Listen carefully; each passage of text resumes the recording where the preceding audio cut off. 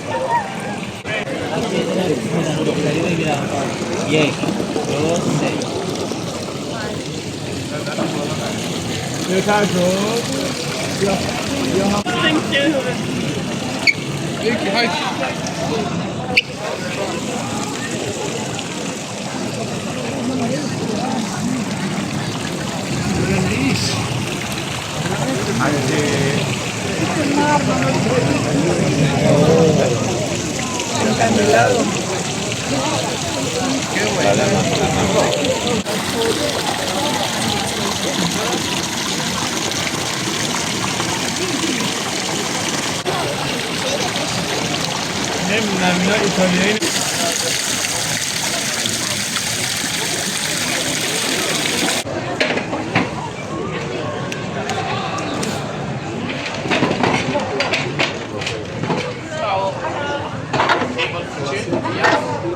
Inside and outside, guys.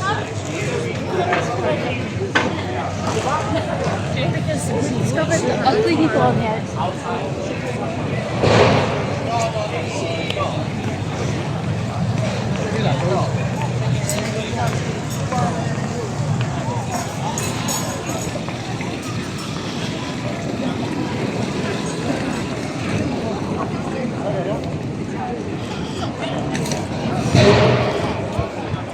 明显是魔法提供的奖的，上面的科子是上面那些科子是母鸡什么说的儿子，我建造的。